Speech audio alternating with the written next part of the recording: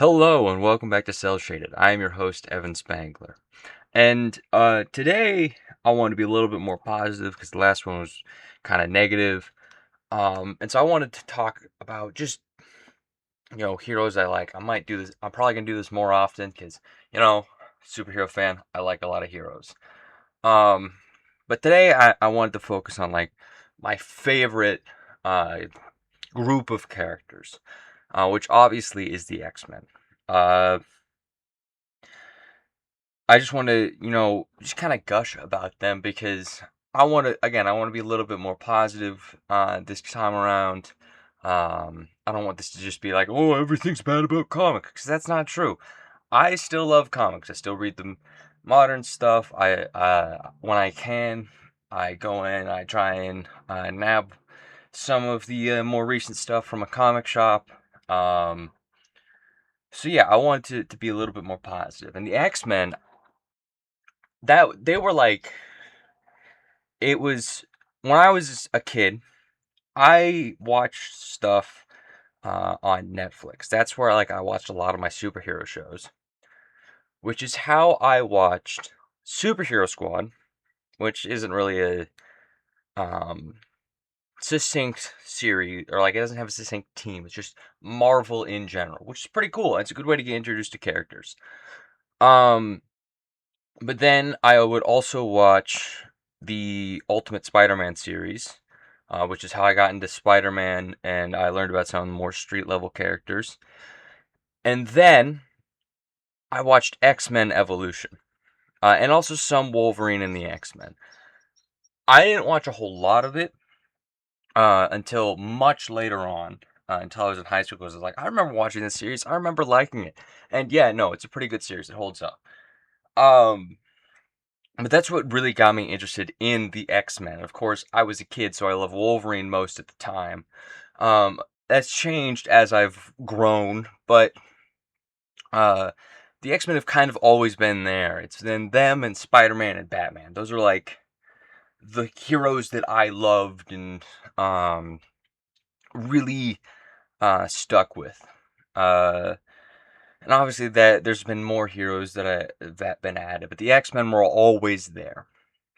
And there's so many reasons why I love them. One, the obvious one is designs. A lot of them have a lot of really good designs.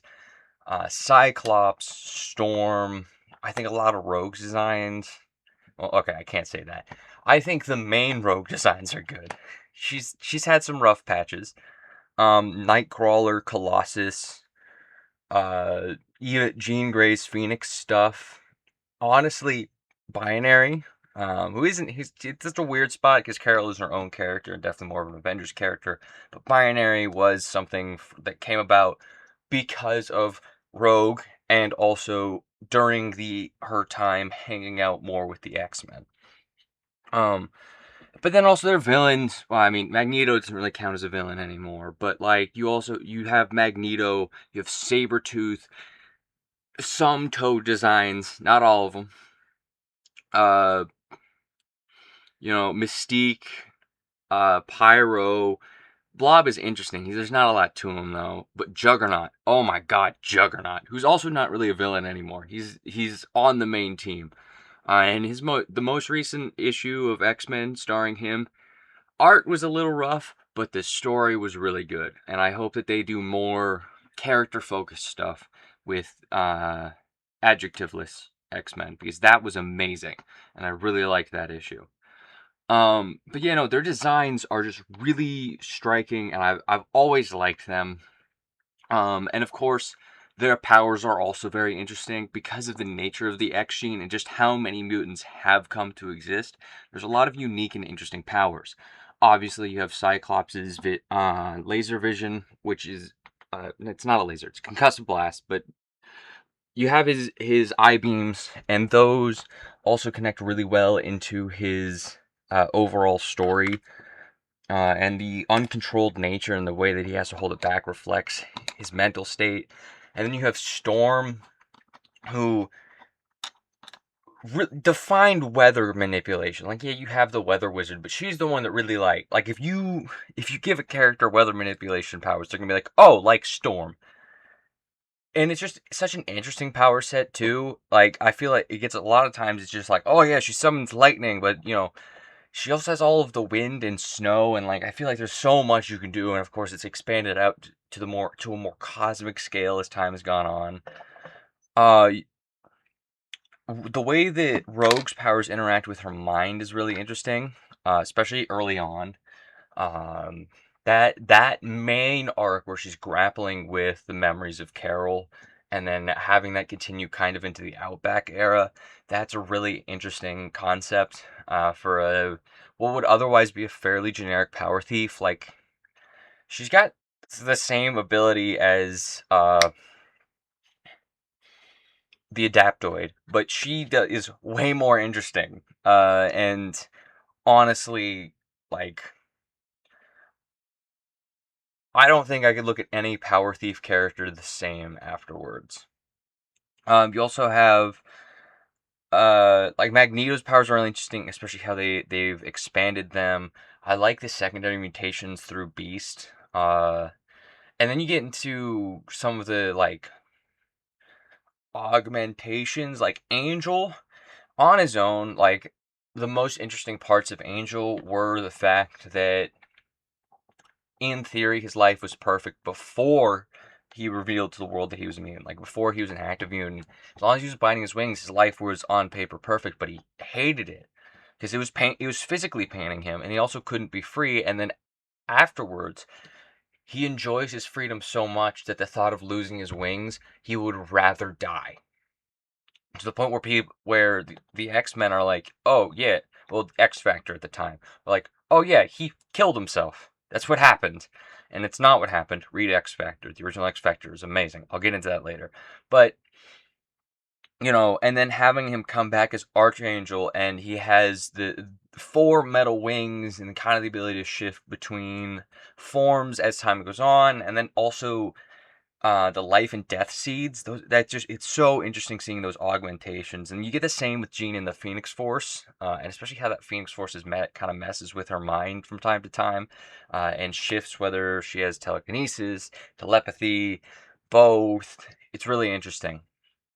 Uh, I also really like the moral grayness of the X-Men. Which isn't something a lot of writers I think really grapple with.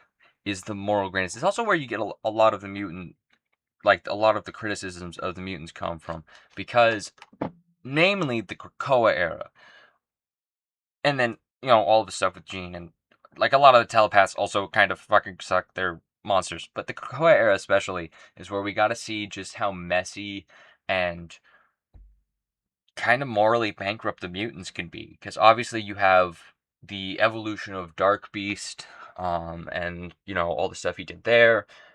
You have the they made it into kind of an ethno state.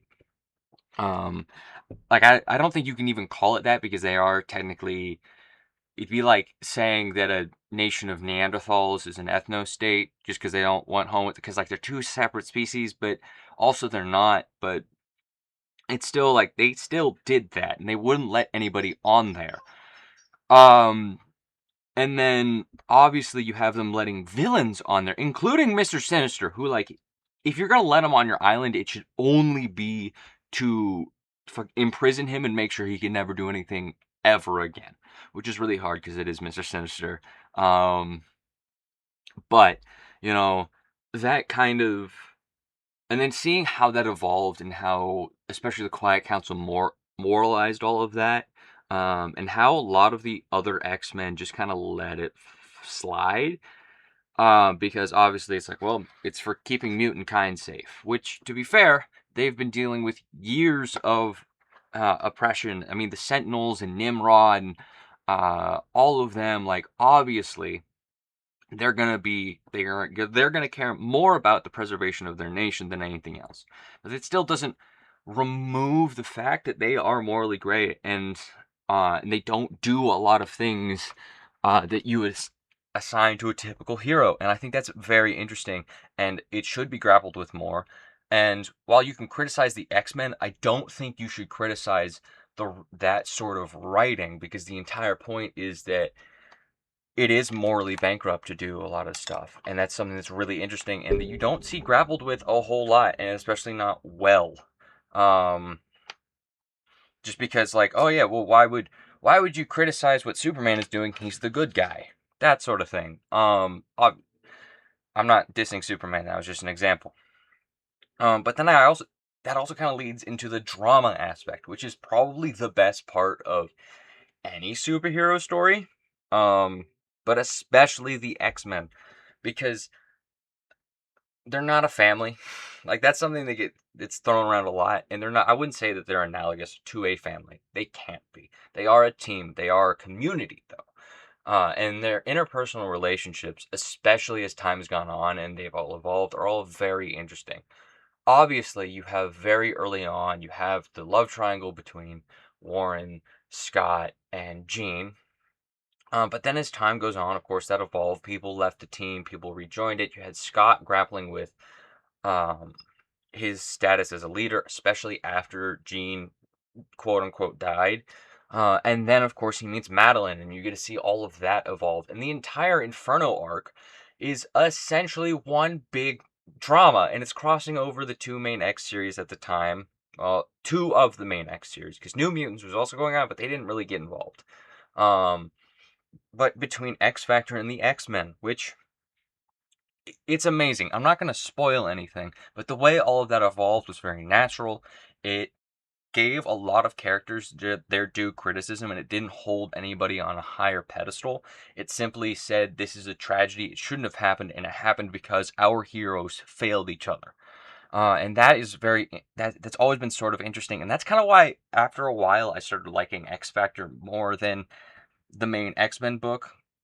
When you compare the eras, obviously that has since changed, but reading the original X Factor run and Uncanny X-Men at this of the same era at the same time, Uncanny X-Men kind of fell, like, as the Outback era hit, it became less interesting, but that's when X Factor really picked up, and that was what really gripped me, was all of their interpersonal relationships and how they clashed with each other and still came together at the end of the day to be that community. Especially as you had newer and younger characters introduced. And that's another thing, is that the X-Men have such an easy in for any character, because obviously the origin is their X gene activated, and now they need help from the X-Men, or now they're going to be a problem for the X-Men. And so you get so many new and unique characters very easily, which does have its downsides, of course. Obviously, what happens is that everyone wants to make the next giant-sized X-Men, so they throw out the expendable ones and um, they keep the original cast, the important ones, and then they just add their own characters. And that cycle is repeated a whole bunch. It needs to stop, and the only way really for it to stop is either mandates on keeping in the newly introduced characters and keeping them in their important roles and continuing their arcs, or just not making the X-Men writing, leaving it up to a rotating cast of writers who are going to keep doing this. Um, and then just to finish it off, obviously I have my favorite X-Men. Cyclops obviously is my favorite character. Uh, I really connect with his issues with pressure, and how he puts more on himself than is maybe required, and especially how angry he can get when not just he fails, but the systems around him fail, and the way that he reacts to grief, and his emotions, and how he kind of internalizes everything. That has always kept me gripped. Um, and it's so much more, especially considering he's probably the best. He is the best leader that the X-Men have. Like, I think, bar none, he has proven he's the best leader. Even if Storm is pretty good, Cyclops is just a better leader overall. But he's not a good person necessarily. Like, he's not a bad person, obviously. But he's not very good at interpersonal relationships. And I think that that's a very interesting aspect to look at. Especially since it stems from his own insecurities, and issues with emotions and his own brain, because he is disabled. That's the other thing that nobody really clocks, because he's got nuke vision, but yeah, he's disabled. and that's a very important part of most of his stories. Obviously, I also like Storm. Um, Going into X-Men, I didn't think I'd like her as much as I did, mostly because a lot of her fans really focused on, oh, she's like the most beautiful and the most powerful and the most kind person ever, and oh my God, she's so amazing. And that just didn't interest me. Obviously, I knew that she was cool, but, I didn't think that she was going to be one of my favorite characters. But I really like, especially her early era, like, you get uh Scott kind of leaving the X-Men for a little bit, and Storm is now the new leader of the team.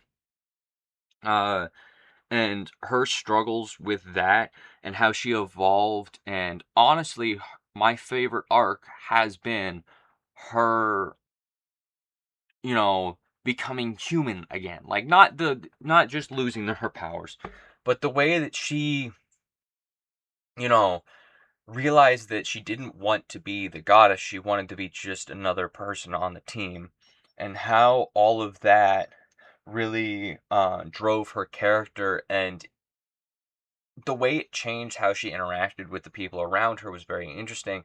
Obviously, it led into her losing her powers, but then even then, she's still an effective leader of the X-Men, and she still had the good interpersonal dynamics that I really wanted to see out of her in the X-Men. And that is infinitely more interesting to me than she's the all-powerful god of weather, and she's like the most beautiful woman, and she's the kindest, and she's the bestest, and she does no wrong, which are always the least cool type of characters. Um, but and then also, I mean, obviously Wolverine is cool. There's no denying that. I think, he gets Batmaned a lot, where because he's so popular, everyone wants to write him, and everyone wants him to just be cool and edgy, and like he gets all the women. But that's really not Wolverine. And the best parts of Wolverine are often the way that he grapples with his past, and kind of how messy he is, and his constant fight to prove that he is not like Sabretooth, and that dynamic is obviously amazing. Um, he's at the end of the day, they both are, savage. They're much more savage than their peers, but the difference is that Wolverine is able to, pull it back even when he's scared that he can't. And that's the most interesting parts of Wolverine. Um, Forge, who isn't really talked about a whole lot, but I really liked his initial arc. Seeing him be kind of flippant about his status as a mutant, and he just, he made the thing that removed Storm's powers in the comic. If you watch the X-Men 97 show, you don't see that. They did strip that of him, but a big part of why he, finds Storm and is doing his best to help her constantly is because it's his fault that she doesn't have her powers anymore, and he's disgusted with that fact, and so he wants to make it up to her. And obviously that led into their romance, which I thought was amazing, because it really showed, one, how forgiving Storm can be without making her just act like it was nothing. Like, she hates his guts, but when push comes to shove, she is still willing to work with him and give him the chance to prove that he has bettered himself. And he does prove that. I also think his connections to his heritage, and how he kind of shunned that at first and then becomes reconnected to it as he reconnects with his own status as a mutant, is very interesting. And I kind of wish he did more in modern comics, because he is an interesting character. Um, Obviously, there's the more obvious ones. Colossus is really cool. I really like. He is probably my favorite character of the Outback era. Um, which is insane, because like there's also like Havoc in there. But he is probably one of my favorite characters in the Outback era, just because of how he grapples with the fact that he doesn't necessarily want to be a superhero. Um, but he does care about his friends and family, and that does require him being a hero, because at the end of the day, he is they are always going to be heroes, and they will always be in danger of sentinels or other mutants or other powered humans that want them gone. And so if he is to defend his new family and his new friends, he needs to be a hero. It also, like, his powers are also cool. His design is amazing. There's also Nightcrawler, who I think is really interesting. The show, as cool as they've kind of made him, does X-Men 97 does kind of strip him of what I think is the most important part, which is that he, at the end of the day, he is he's kind of a trickster character. He is more that than just Catholic man. And I've seen people being like, "Well, it is important that he's Catholic." I'm not saying that. I'm just saying that he is a trickster. He's a pirate. He's a swashbuckling pirate who also is one of the most forgiving mutants, who grapples the most with um, kindness and all of that. And then there's so many characters. I also like Rogue and Gambit and all of that. I've already discussed Rogue. Um, you know, Beast is cool. Obviously, I love Angel. There's just so many X-Men that I love, and I love seeing how they interact with them, with each other, and the world, and all of that. And there's just so many reasons that I love the X-Men, and I really recommend you get into it. You don't need to read the original five stories. Um, Read X Factor, the original X Factor run. Read Giant Size and the original Claremont stuff. All of that is just so interesting and good, and it's so much better than whatever you think the X-Men are. I really can't recommend them enough. I also can't recommend reading more comics. Yes, this is I am wrapping up the episode here. I have been Evan Spangler. This has been Cell Shaded. Please continue to read comics. Please continue to read anything. Please continue to watch movies. Use your brain. Think critically. All of that. You know to do all the YouTube stuff. I hope you've had a nice day and you've enjoyed. I'll see you next time.